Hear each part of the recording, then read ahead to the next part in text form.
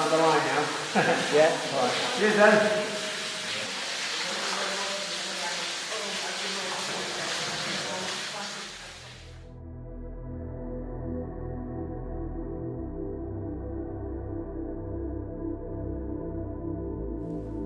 A couple of miles north of Ingleton lies Kingsdale, a wide U-shaped valley which was formed by glaciation during the last ice age.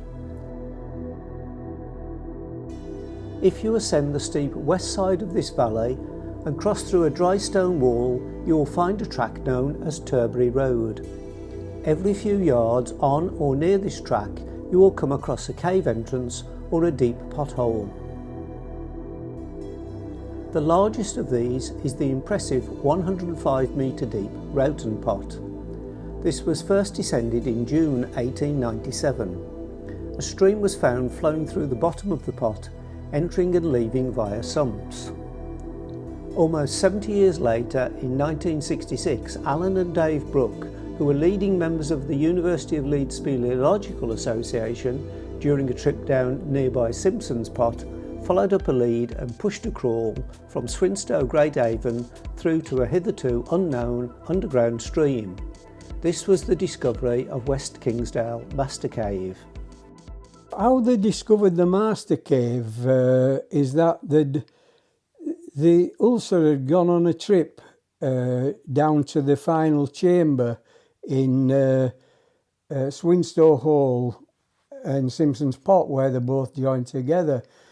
And Alan had poked around in the boulders and he'd pushed his way through and moved some boulders and got into a very low crawl, and he crawled through into eventually called it Philosopher's Crawl, and got through into the Master Cave. We were very surprised to find this huge passage with a stream in it. Dave quickly followed him, that's my understanding.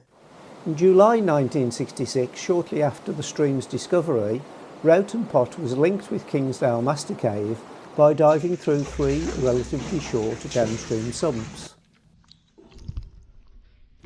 Later in 1966, upstream from the bottom of Rowten Pot, Bill Frakes and John Ogden dived a 46 metre sump and discovered dry, well-decorated passages which were named Frakes series.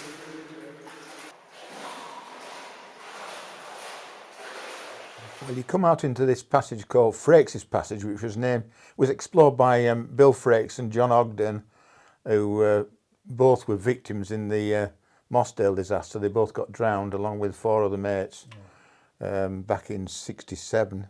So that shows my vintage, because I was actually on the rescue. Well, they were the kind of heroes of Yorkshire Cave Down, were Frakes and Ogden and people like that.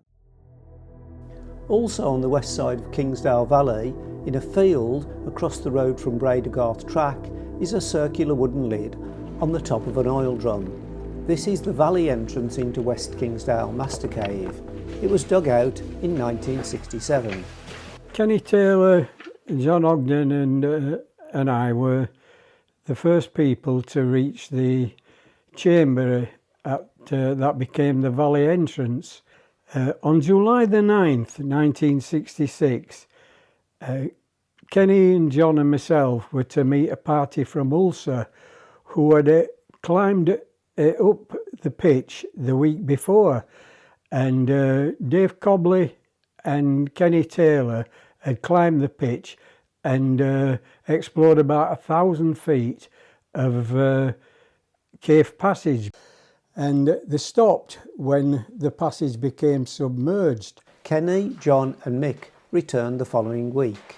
So the 3 of us climbed the pitch into the tunnel at the top and carried on down the passage till we reached the point where they'd gone back the week before, which was the sump. Now at that time it did look like a sump, but it turned out it was quite short, and Oggy was quickly through it, and Kenny and myself followed him, and we explored for about another 400 feet and arriving in a low wide chamber, and we were very surprised to see that all the walls of the chamber and the floor and the roof were covered with the bodies of dead flies. And we formed an opinion that we were very close to the surface in the valley. A subsequent survey by the Brook brothers and Ulster proved that we were only about 8 foot from the surface. And they put an oil drum down later, and the following year dug out into the valley entrance, and it became known as the valley entrance. It meant that the underground stream could be accessed much more quickly, making it easier for cave divers to explore the sump upstream of Frakes Passage. In 1974, the sump was finally passed by Geoff Yeadon. It proved to be 168 metres long. I carried on to the next sump in upstream Rowten and got 400 feet into there, which was the same distance as Fargot. And then I didn't go till the following year, 74, and finally broke through to this whacking great Aven. How did it feel when you surface and you find something like the Aquamole Aven, this great Aven in front of you? Well, you want to tell somebody about it, but there's no one to tell because you're by yourself, aren't you? You think, just Jesus, look at this, and I had quite a good light on, so it went up at least 40 metres, and it looked to be going on further up. But I am just looking up, and I just think, I was watching these little droplets coming out of the darkness, and they were chasing each other out of the darkness, and you just get mesmerised by this, looking up at this, infinite blackness above you. It almost seems like it's going to going up like a missile silo going up forever, and then you tend to come, because you cave diving speak, you come out and tell Bear about it, and you tend to underplay it. And then when they finally go and see it, they go, Christ, look at that, And when I took Ian Watson and Frenwin Stanley in to start the scaling with the scaling pole, they were absolutely over the moon about it, and I thought, well, maybe I've underplayed this. So Aquamole Aven, it's an unusual name. So how do you know how it was named? Yeah, well, it's my diving partner Oliver Statham used to call himself Oliver What Do I Care Statham, and he christened me Geoff Aquamole Yeadon because I'd hit this rich vein of exploration just at that time. So when I took Bear there a couple of trips later to go and have a look at bolting this Aven, and he just turned the corner into that gigantic Aven and said, my God, I said, that's what we're going to call this. And he said, we'll call it Aquamole Aven after you, mate. I said, you found it. Bit embarrassing, but that's what it was called, And no one knew it was called Geoff Aquamole Yeadon for years. Oh, fantastic. Before I really went upstream, Bear and me started bolting up a shorter climb to an open passage partway up one wall with water coming out of it, and we got within 10 feet of the top and the bolting gear broke, and so we left the ladder there, and it was still there when we finally went back with scaling poles in 1980, so the ladder had been there from 74 to 80, and it was still climbed it as well. Looked very brown. Quite a feat, that is. Finding Aquamole Aven wasn't the end of Geoff's underwater exploration. Upstream from Aquamole, he went on to explore a further 350 metres of sump passage. And then I continued on diving upstream because, diving, the passage was wide open and it was going towards these goals of the sinks further up valley. So that was back in 74. Yeah. And still ongoing today. Yeah. Rupe took it over in the end because I got diverted by, I got to what I thought was Bull Pot Inlet, and I thought that was the whole reason for the passage. There were two rifts in the roof with swirling brown water coming down and air bubbles coming down. I got to within 5 foot of surfacing, but it got too tight, and I held my breath to make sure it wasn't bubbles coming out of my demand valve. And there were these bubbles coming down from obviously a waterfall just on the surface above me, so that would have been Bull Pot. And that was enough reason for me to think that that was where it terminated. And just in the bad visibility to the left was in fact the way on, which Rupert found many years later. and he's been diving it for 30 odd years and still hasn't got to the end. In 1992, cave diver Rupe Skorupka started pushing further the upstream sump from the bottom of Aquamole Aven. After numerous dives, he was keen to find an easier access route to the sump. Rupert Skorupka and Martin Holroyd, well, it's Rupert initially bolted up this 40-metre pitch, the last pitch in Aquamole Aven. I thought it was going to be a lot higher, but he arrived at exactly the same point that we'd scaled to back in 1980. But he found another inlet just above the one we'd come in on and pursued that up and up and up, and we got to very close to the surface, and then they involved Bob Jacklin, who's a chemical wizard, shall we say, and he also had the mole phone, which is an underground telephone system that can pinpoint exactly where you are. So they located it where it was, and then they, on the surface, thought, "Oh, we'll start engineering this hole." And sure enough, that broke through in the end after a bit of determined chemical persuasion. Right. So that was broken through 2001, I think. Right. But I was involved in it in passing, like walked there and watched some of the rocks flying about. Let's say, put it that way. A trip beginning by descending Aquamole Pot, as it is now named, to exit at Valley entrance is now a classic through trip for cave divers and is considered to be somewhat of a rite of passage for the new generation of underwater cave explorers.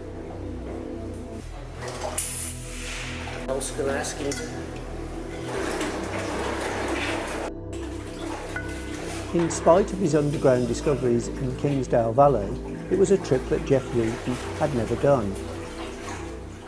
So when's the last time you cave dived? 1997. 1997. Yeah. I mean, I thought about doing this several times. I talked over it with Rupert and Martin Holroyd. I said, "Oh, I fancy doing the through dive." So we'll have to organise it, but we never did do. You know, things just keep moving on. They're busy doing their thing, and I was busy paragliding, and caving. However, on Sunday, the 6th of August 2023, Geoff, supported by a team of over 20 cavers and cave divers, was persuaded out of retirement to complete for the first time this classic descent and cave dive.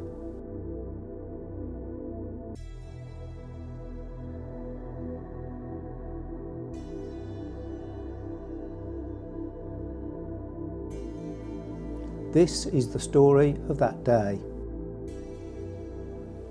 And obviously some kind of appeal to draw you back again, especially after over 20 years. Oh yeah, it's just why not? When all these young guys offer to carry your gear down for you, you can't resist it. You know, I'm only lacking a sedan chair to go down really, and the wheelchair to wheel me out at the end of it all.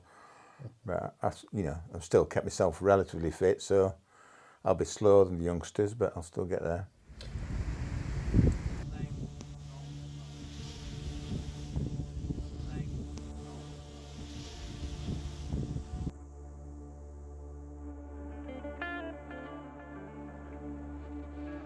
Went into a spot for diving. Yeah.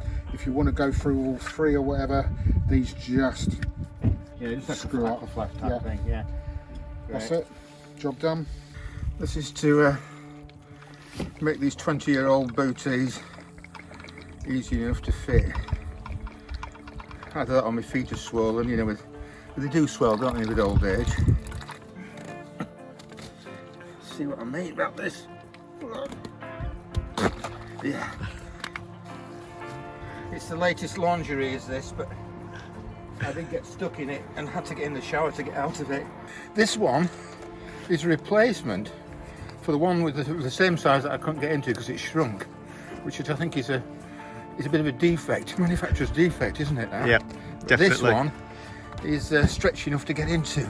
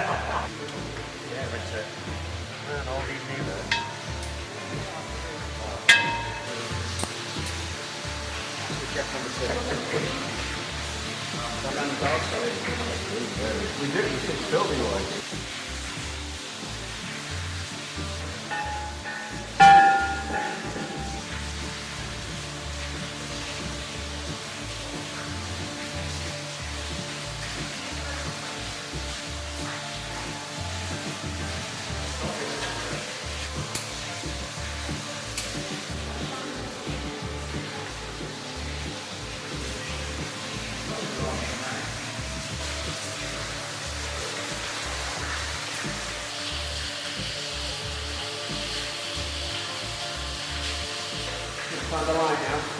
Yeah. Right. Cheers then.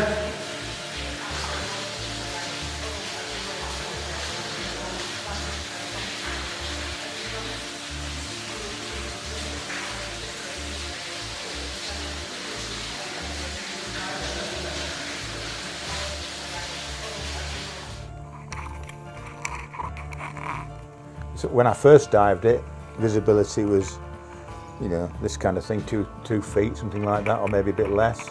So I always followed the logic of, right, take your pick, follow the left or the right hand wall. I picked the left hand wall and just stuck to it like glue, never let it out of sight, then you know what's on the left hand side.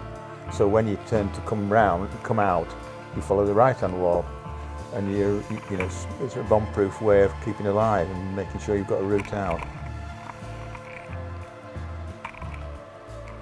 You know, it's a bit of an acquired taste, is cave diving. And you can see how fast Bear dropped out of it and then came back in again. You know, it's easy to get put off when your life's on the line.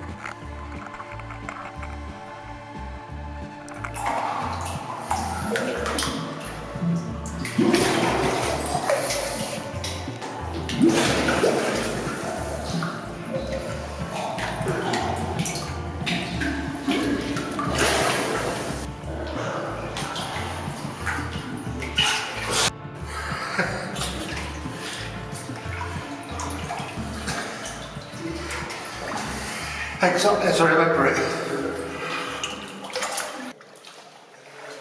So Frakes Passage, is it what kind of passage is it?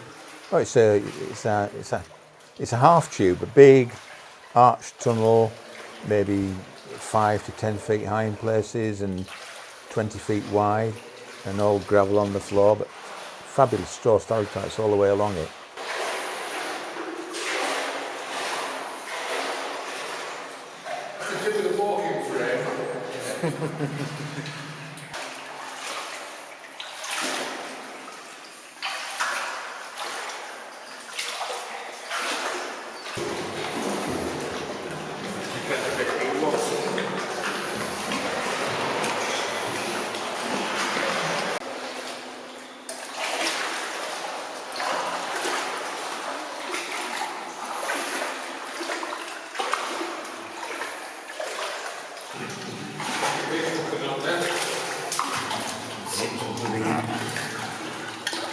So,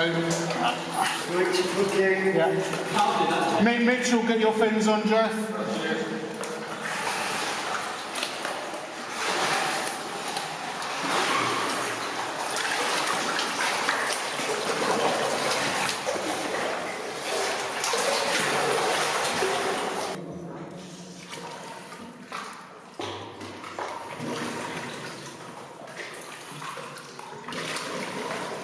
continue the dive from there, you go through another 120-foot sump. The roof lowers and lowers and lowers. You're on hands and knees in the end, and eventually the line just dips you underwater. And the next sump out, it's about 120 foot long, requires a bit of navigation because you've got to move the line from one hand to the other and make sure it doesn't get caught round things. And it's only 120 feet, but I think it's more awkward than the 550 foot sump. These are sort of ideal goals for cavers come divers, is to be able to follow a stream right from the surface up on the moor on the top and come out at the bottom of the hill, having gone right the way through the labyrinth. And it's sort of it's solving an obvious problem. You're doing it with your own body, going through this jigsaw puzzle, and eventually you get to come out into the air again and the valley, and usually the horrible weather.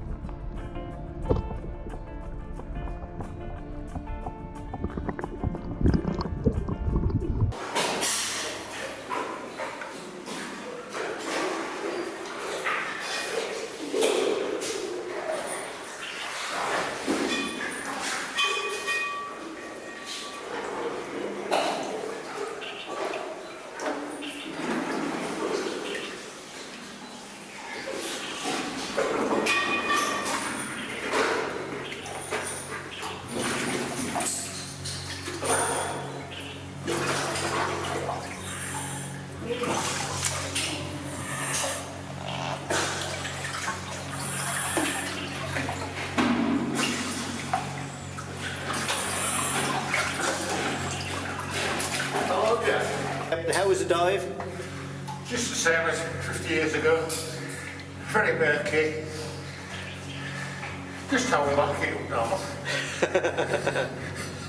Congratulations, well done. Thank you, thanks for all the evil people who put me here. You love it. Well, it's good to see you again. Yeah, I'm still here as well.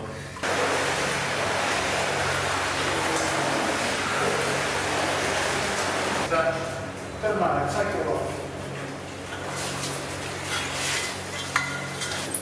You're just scared I'm going to pinch you, aren't you? With the diving completed, all that was left to do was to exit the master cave. The seasoned support team knew instinctively that extra care was needed at this stage to not allow the jubilation of a fantastic day's caving to be ruined by a silly mishap.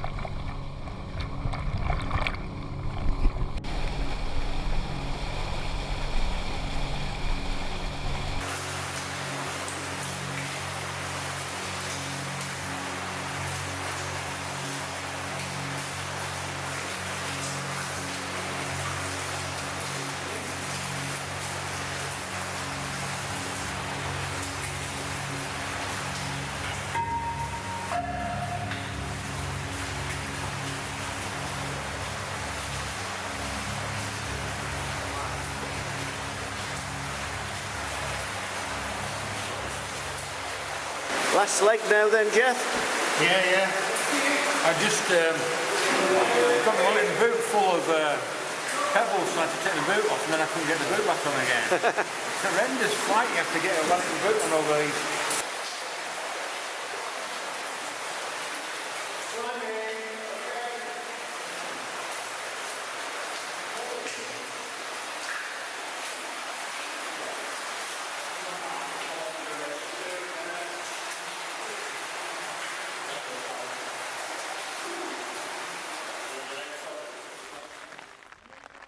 Geoff emerged to be greeted by a brilliant rainbow, indicating that the rain that all weekend had threatened to delay the venture had now arrived.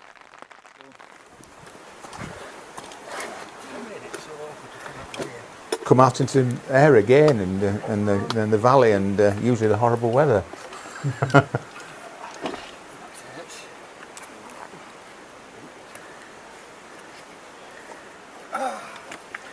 sound at last.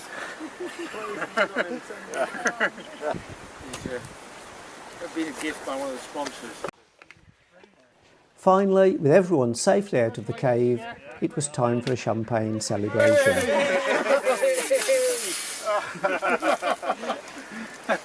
I did have eyesight. That was sweet. I got a good nasal shot. No, I don't put it in. That's disgusting. That's expensive science. Geoff, this may be the last time, I don't know. Yeah, I think so. Grab one. As the song goes, but you can't use that because it's under copyright. Yeah, didn't you take it? No, it was Gary Newman.